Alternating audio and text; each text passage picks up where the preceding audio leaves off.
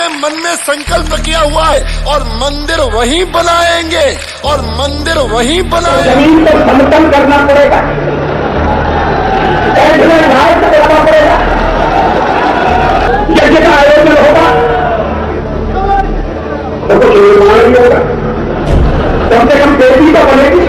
लोग कहते हैं कि साहब ये 6 दिसंबर 1992 की घटना राष्ट्रीय शर्म की बात है। मैं कहता हूं 6 दिसंबर 1992 की घटना राष्ट्रीय शर्म का विषय नहीं है, राष्ट्रीय गर्व का विषय है। रूलिंग के हिसाब से इलाहाबाद हाईकोर्ट ने फिर एक रूलिंग दी, एक्सकवेशन कीजिए, तो एक्सकवेशन किया। तो एक्सकवेशन से जो निकला है, हम लोग तो 12 पिलर्स थे, अब तो 50 पिलर का बेसिस मिल गया। तो फिर आप ये कैसे कहेंगे कि ये वहां पिलर नहीं था? 50 पिलर के बेसिस मिल गए, और वो भी इनके वक्फ बोर्ड की जो सो कॉल्ड एक्सकेवेटर्स भी थे उनके सामने। ये दिन सामान्य दिनों जैसा बिल्कुल नहीं था। आसमान आज के दिन केसरिया हो चला था। हर नुक्कड़, हर चौराहे पर एक ही विमर्श था कि आखिर आज अयोध्या में होने क्या वाला है। शारीरिक रूप से कार सेवकों के हजारों जत्थे आज यहाँ मौजूद थे, लेकिन मानसिक रूप से तो सारा भारत ही अयोध्या में था।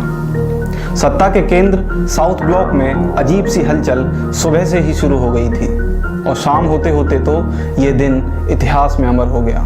तारीख थी 6 दिसंबर 1992। नमस्कार, मेरा नाम है कृष्ण कुमार और आप देख रहे हैं द फोर्थ पिलर के अयोध्या सीरीज का तीसरा अध्याय। कुछ दिन पहले तक दिल्ली में तमाम बैठकों का दौर चला था। इन्हीं में से एक बैठक में प्रधानमंत्री राव ने अटल, आडवाणी और कल्याण सिंह से ढांचे को किसी भी सूरत में न तोड़े जाने का आश्वासन ले लिया था।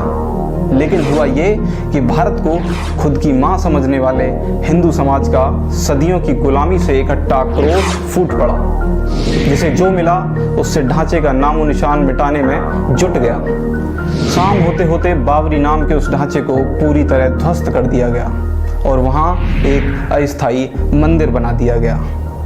सियासी तबके द्वारा उत्तर प्रदेश के मुख्यमंत्री कल्याण सिंह पर पीएम के साथ विश्वासघात करने के आरोप लगाए जाने लगे थे, जिसके जवाब में शाम को हुई प्रेस कॉन्फ्रेंस के दौरान कल्याण सिंह ने कहा कि किससे क्या विश्वासघात हुआ है, ये सब अप्रासंगिक बातें हैं। प्रासंगिक ये है कि आज गुलामी के प्रतीक जिस ढांचे को तोड़ा जाना जरूरी था, वो तोड़ा जा चुका है।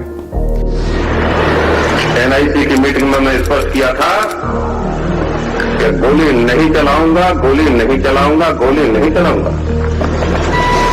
सारी जिम्मेदारी मैं अपने ऊपर लेता हूं, स्वीकार करता हूं। किसी कोर्ट में केस चल रहा है तो मेरे खिलाफ चलाओ। किसी कमीशन ऑफ इंक्वायरी के अंदर कोई इंक्वायरी होनी है तो मेरे खिलाफ कराओ। और इसके लिए अगर कहीं कोई दंड ही देना हो तो किसी को न देगा तो मुझे दो। तत्काल देश में एक वर्ग खड़ा हो गया जिसने ढांचे के ध्वंस को देश के इतिहास का सबसे बड़ा अपराध घोषित कर प्रचारित करना शुरू कर दिया। वे यही नहीं रुके, उन्होंने तो आडवाणी, जोशी, उमा भारती, विनय कटियार, साध्वी रितंबरा, अशोक सिंघल जैसे नेताओं को फांसी पर लटकाने की मांग भी उठाना शुरू कर दिया।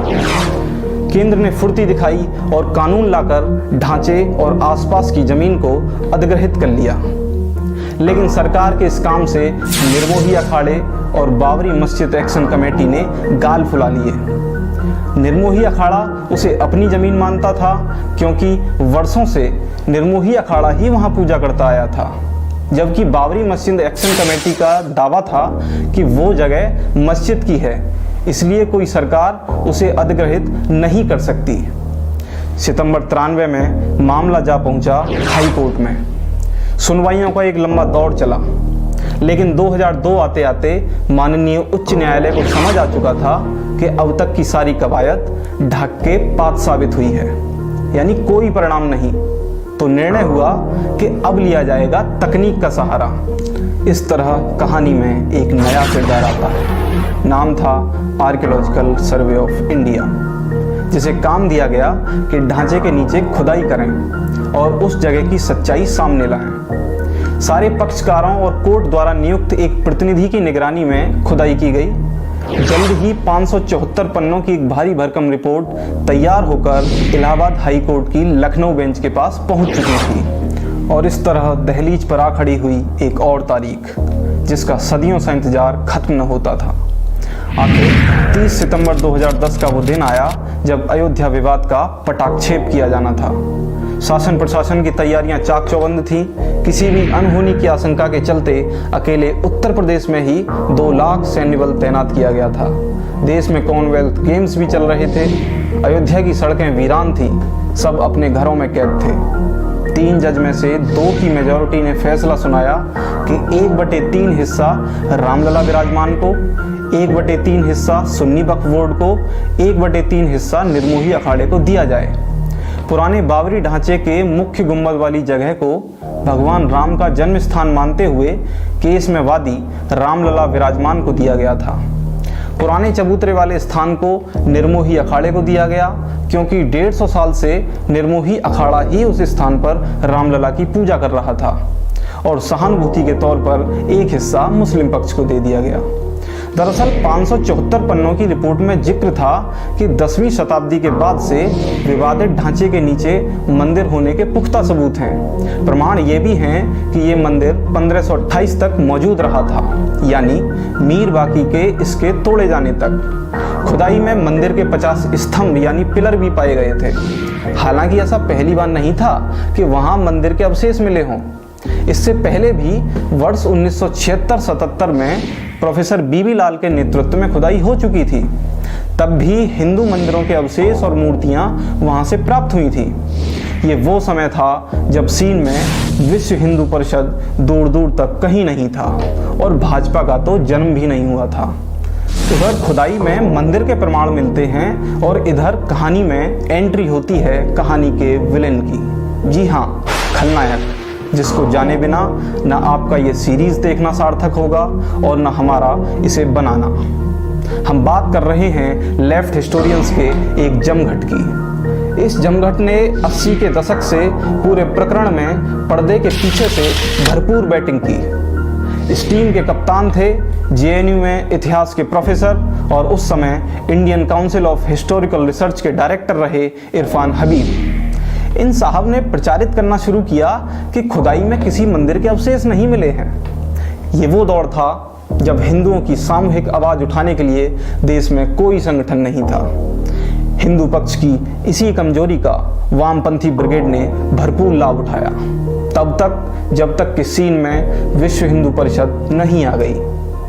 अयोध्या विवादित ढांचे वाली जगह की खुदाई करने वाले आर्कियोलॉजिस्ट के मोहम्मद तो अपनी पुस्तक आई एम इंडियन में यहाँ तक लिखते हैं कि अगर इरफान हबीब एंड गैंग इस मुद्दे में टांग न अड़ाता तो मुस्लिम पक्ष कब का राम मंदिर होने की बात स्वीकार कर चुका था।